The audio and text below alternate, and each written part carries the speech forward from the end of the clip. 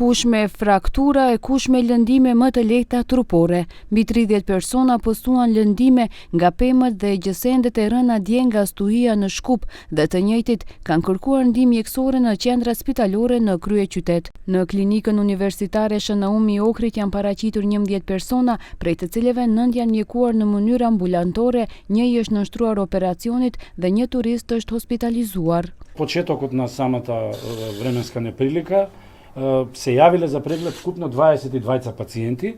Од тие 22 пациенти, 2 се примени на болничко лекување, останатите се третирани поликлинички со полесни повреди.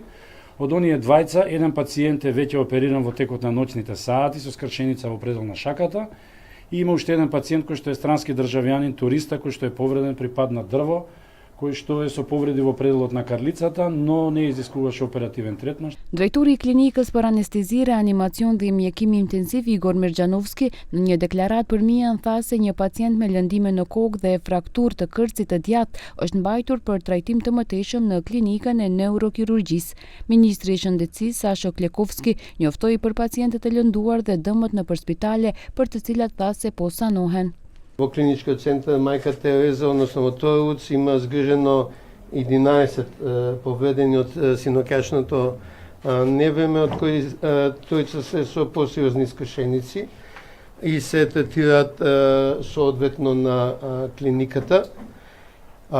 Ги следиме штетите на здравствените установи, има паднати дрва и во клиничкиот центар Мајка Тереза без повредени, во психијатриската болница во Бардовци исто така без повредени, таму имаше и неколку часовен прекин на струјата која е обновена.